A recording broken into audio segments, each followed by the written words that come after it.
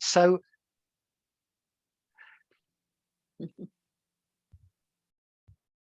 thank you, Suryodaya. So, well, to be factual, I'm not so much going to be talking about my own practice. I've got something else in relation to the 5 spiritual faculties that I'd like to talk about. So I'm going to talk about that first, and then there'll be an opportunity for some groups. So if you have any questions or queries or comments, do feel free to make a note of them so you could bring them up in your group if you wanted to. And then if we have some time at the end, we'll do a little bit of meditating as well before we finish for about 9 o'clock. And I think we probably will have a bit of time for meditation, so that will be good.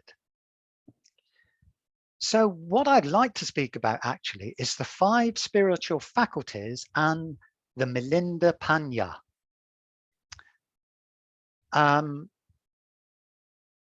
And what I'm going to talk about during this talk is the 5 spiritual faculties in relation to one another in some ways as well. But to do that, I'm going to use this vehicle, the Milinda Panya. And this is a traditional text. The Milinda Panya literally means the questions of Milinda. Now, Milinda was a king, an Indo-Greek king. He's sometimes referred to as Menander I of Bactria, where the camels come from. Not the ones with one hump, but the ones with 2 humps. So Bactria. But in Pali, his name gets rendered as Milinda. Now, he being Indo-Greek, what that essentially means is that when Alexander the Great went rampaging through Asia and then died shortly afterwards, he left this vast empire of his, which thereafter broke up into a series of kingdoms, which were kind of Greek in nature. And Bactria was one of those. And so these are the questions that King Menander posed. And he posed these questions to a Buddhist sage by the name of Nagasena. And this took place roughly in the 2nd century before the Common Era. So, well, 2,200 years ago. And this text, it's been Thomas Rhys-Davids, for example, who's a scholar of the Pali language and founder of the Pali Text Society.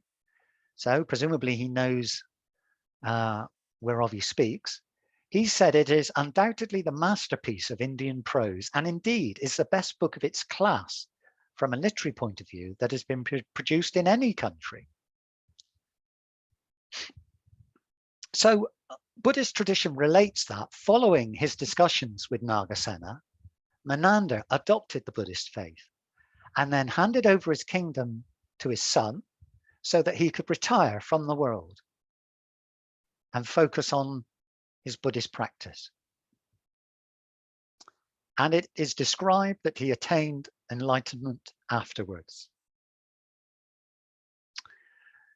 Now, in these snippets that I'm going to read from, they do make mention of dharmas or dharmas from time to time. Now, dharma is a multifaceted word, as you may well know.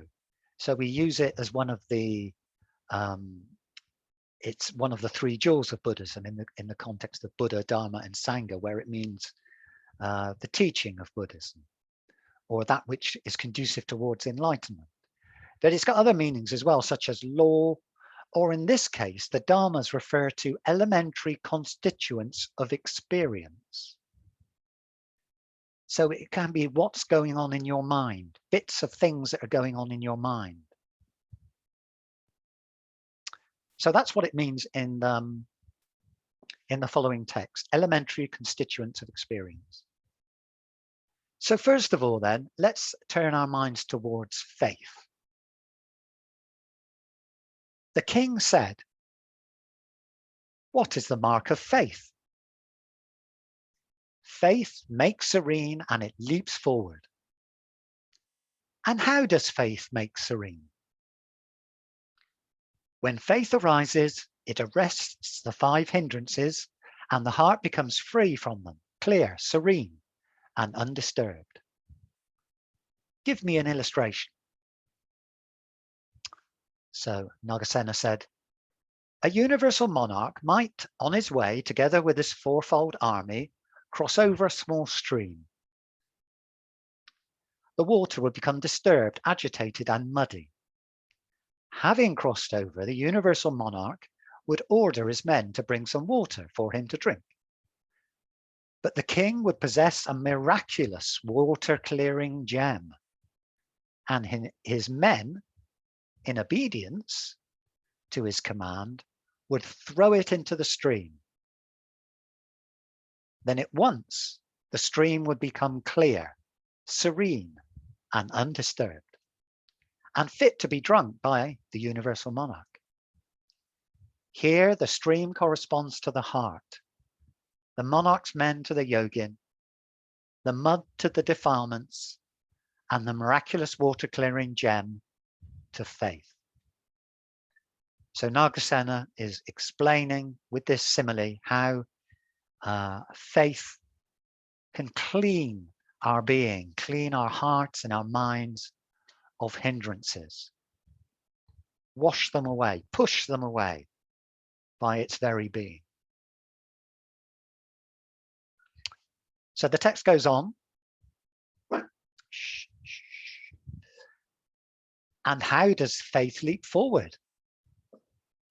When the yogin sees that the hearts of others have been set free, he leaps forward by way of aspiration to the various fruits of the holy life, and he makes efforts to attain the yet unattained, to find the yet unfound, to realize the yet unrealized. Give me an illustration, said the king. Suppose that a great cloud were to burst over a hill slope. The water would then flow down the slope and run into the river below, making its banks overflow on both sides. Now suppose further that a great crowd of people had come along and, unable to size up either the width or the depth of the river, should stand frightened and hesitating on the bank. But then some man would come along who, conscious of his own strength and power, would firmly tie on his loincloth and jump across the river.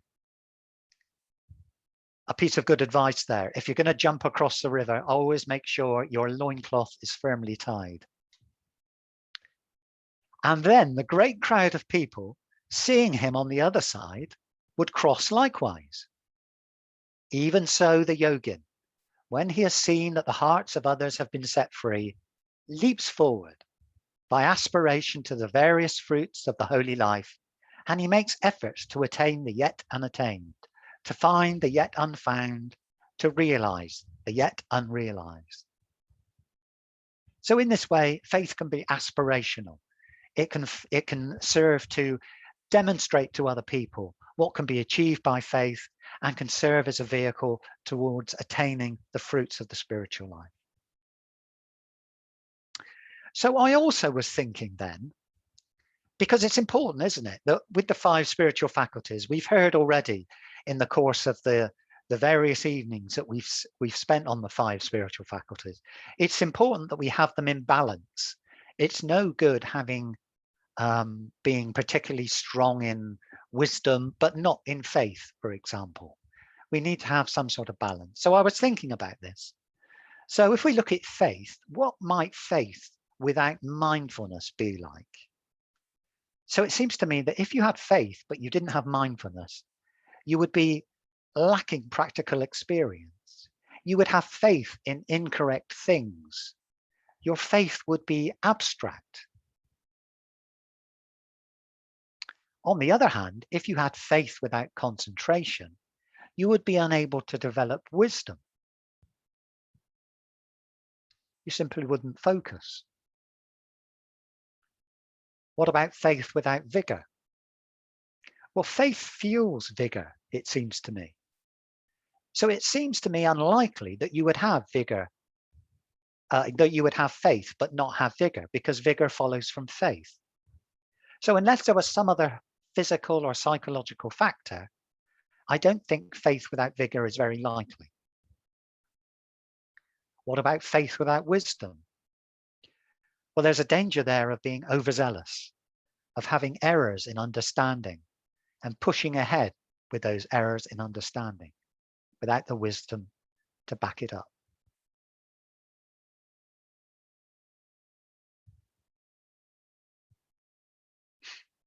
So let's move on then to vigor. So the king asked, and what is the mark of vigor? Vigor props up. And when propped up by vigor, all the wholesome dharmas do not dwindle away. Give me a simile. If a man's house were falling down, he would prop it up with a new piece of wood, and so supported, that house would not collapse. So vigor, in a way, gives us the space in which to operate, gives us the room in which to operate. Of course, gives us the energy to operate in a sense. But I like this bit where it says, when propped up by vigor, all the wholesome dharmas do not dwindle away. So when you have that energy in pursuit of the good, you can hang on to your wholesome dharmas.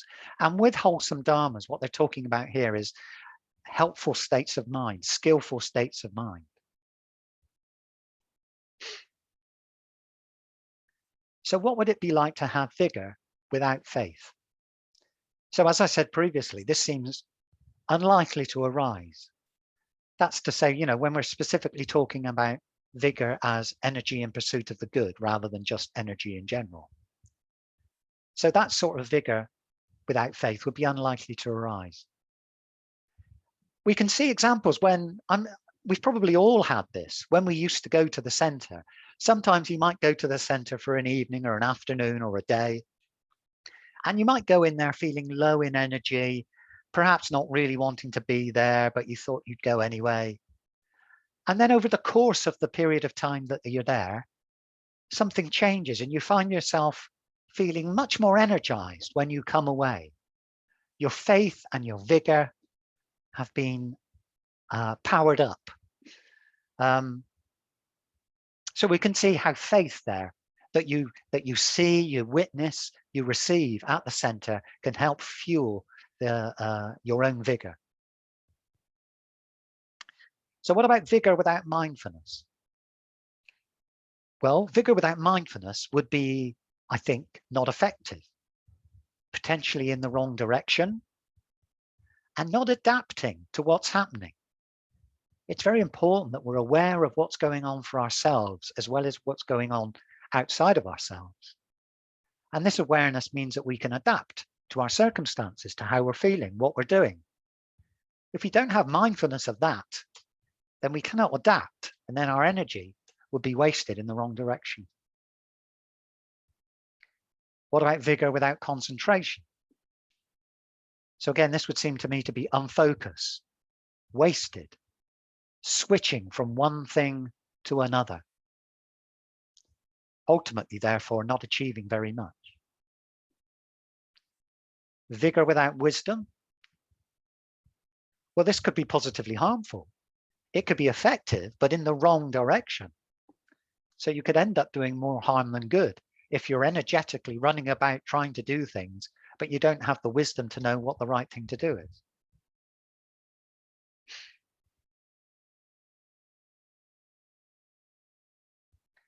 So let's move on to mindfulness. The king asked, and what is the mark of mindfulness? Calling to mind and taking up, Nagasena replied. How is calling to mind a mark of mindfulness?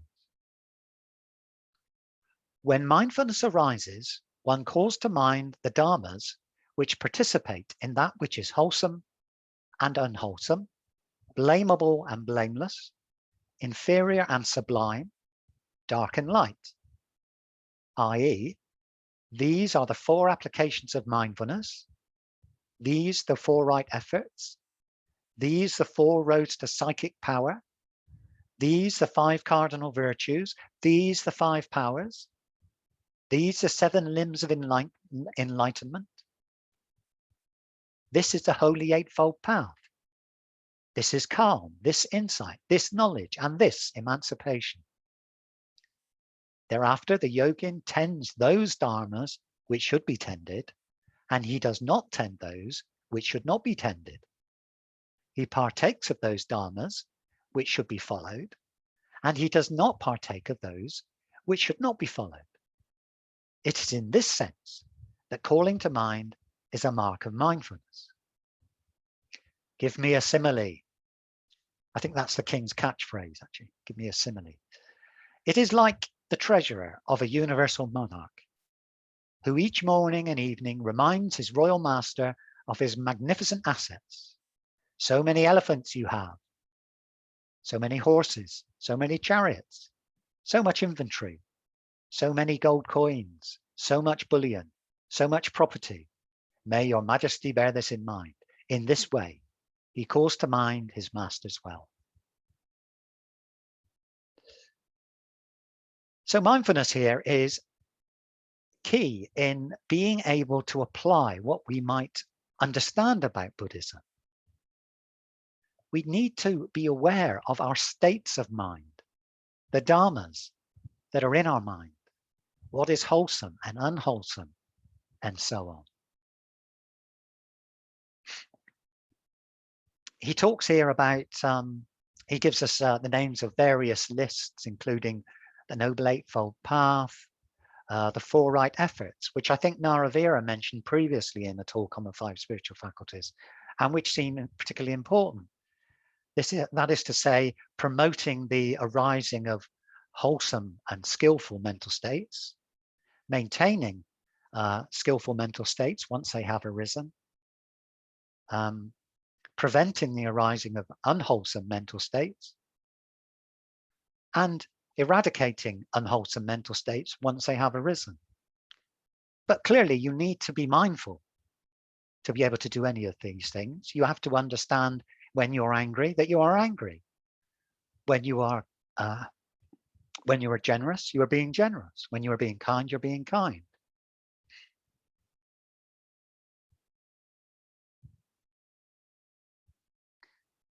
So, moving on then. And how does mindfulness take up? When mindfulness arises, the outcome of beneficial and harmful dharmas is examined in this way. These dharmas are beneficial, these harmful. These dharmas are helpful, these unhelpful. Thereafter, the yogin removes the harmful dharmas and takes up the beneficial ones. He removes the unhelpful dharmas and takes up the helpful ones. It is in this sense that mindfulness takes up. Give me a comparison. It is like the invaluable advisor of a universal monarch who knows what is beneficial and what is harmful to his royal master, what is helpful and what is unhelpful. Thereafter, what is harmful and unhelpful can be removed, what is beneficial and helpful can be taken up. So again, describing the way in which our mindfulness can be used. So looking at a comparison with mindfulness and the other spiritual faculties. Mindfulness without faith. It seems to me that this would be unlikely to arise. Why would you bother trying to be mindful if you've got no particular reason or for doing so, if you've got no faith in it?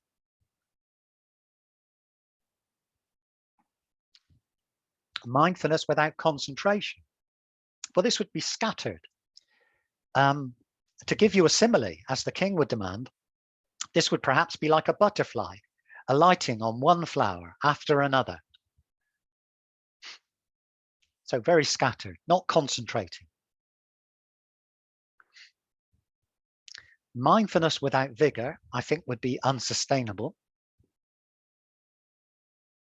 And mindfulness without wisdom, again, may be effective, but possibly on the wrong things.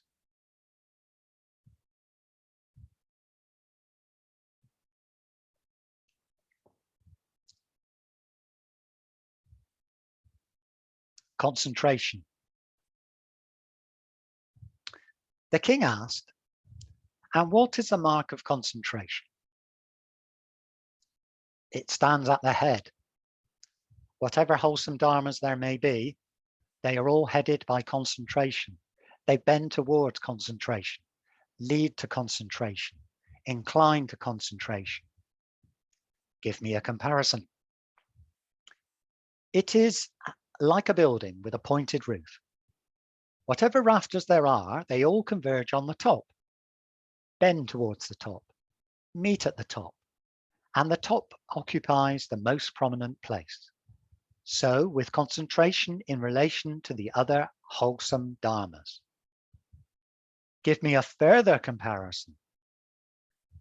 If a king were to enter a battle with his fourfold army, with all his troops, the elephants, cavalry, chariots, and infantry, it would be headed by him and would be ranged around him. Such is the position of concentration in relation to the other wholesome dharmas. So it seems to be saying here that the other wholesome dharmas, the skillful states of mind, all lead towards concentration and reflect concentration. So again, concentration seems key. So where would we be if we had concentration without faith? It's potentially directionless. Could become very self-absorbed. Perhaps even depressed, maybe. Focusing to self, to too great of an extent on oneself. What about concentration without mindfulness? Well, I have a story about this, about Isaac Newton and his breakfast. So one morning, Isaac Newton, Isaac Newton, he's the father of physics in some ways. A great physicist from 17th century, I think. So one morning he was working very hard and did not leave his room to go and have breakfast with the family. You know what these scientists are like, do you? They get obsessed. The housekeeper, however, sent one of the maids into his study with an egg and a saucepan of water. The maid had been told to boil the egg and stay while he ate it. But as he wished to be alone, Newton sent her away, saying that he would cook it himself. The maid left it near his watch on the table and, telling him to let it boil for 3 minutes, left the room. She returned a while later and found Newton standing deep in thought, the egg in his hand, while the watch was boiling in a saucepan. So this is a typical sort of thing a scientist would get up to, I imagine, and lost in their thoughts about gravity or whatever it might be. And so he had the concentration, plenty of concentration. He could penetrate right into these problems, physical problems, but he didn't have the mindfulness.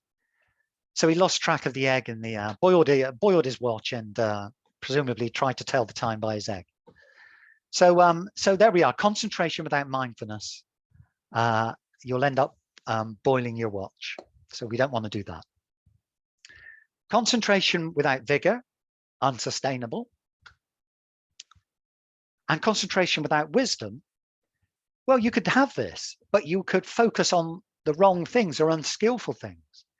Like, for example, a very skilled bank robber.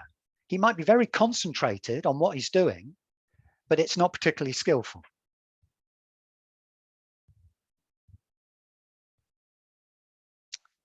So let's move on to wisdom then, the final one of the 5. So the king said, is it through wise attention that people become exempt from further rebirth? Yes, that is due to wise attention and also to wisdom and the other wholesome dharmas. But is not wise attention the same as wisdom?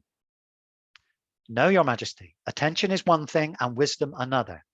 Sheep and goats, oxen and buffaloes, camels and asses have attention, but wisdom they have not. Well put, Venerable Nagasena. The king said, what is the mark of attention and what is the mark of wisdom? Consideration is the mark of attention. Cutting off, that of wisdom. How is that? Give me a simile. You know barley reapers, I suppose. Yes, I do. How then do they reap the barley? With the left hand, they seize a bunch of barley. In the right hand, they hold a sickle, and they cut the barley off with that sickle. Just so, Your Majesty, the yogin seizes his mental processes with his attention, and by his wisdom, he cuts off the defilements. Well put, Venerable Nagasena. The king then asked, what then is the mark of wisdom? Cutting off is, as I said before, one mark of wisdom. In addition, it illuminates. And how does wisdom illuminate? When wisdom arises, it dispels the darkness of ignorance, generates the illumination of knowledge, sheds the light of cognition, and makes the holy truths stand out clearly. Thereafter, the yogin, with his correct wisdom, can see impermanence, ill, and not self. Give me a comparison. It is like a lamp which a man would take into a dark house. It would dispel the darkness, would illuminate, shed light, and make the forms in the house stand out clearly. So you can kind of see that simile there, the wisdom as illumination, allowing us to see things clearly. So where would wisdom be without faith? Dry, analytical, limited, uninspiring. Wisdom without mindfulness would be lacking practical experience. So perhaps lots and lots of book knowledge, but not much practical experience. Wisdom without vigor seems to me unattainable. You need the spiritual energy. Similarly, wisdom without concentration, unattainable. You need the fuel.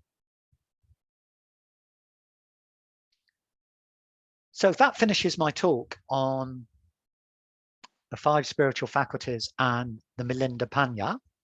I hope you found the examples from the Milinda Panya interesting and useful. I find myself that although it's 2,200 years old, the examples still work for me. I wonder how much they'll work in the centuries to come, perhaps, as we lose more touch with the natural world, perhaps. But anyway, that's just speculation.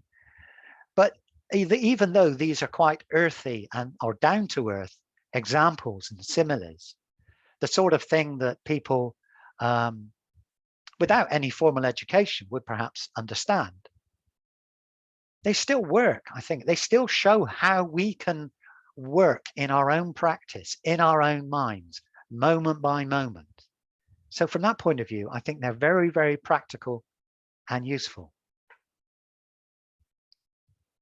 So what I'd like to suggest now is that we go into some groups. So I hope that we might have some groups ready. Yes, we do.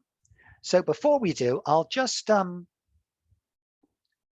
tell you about the questions or the things that we can talk about.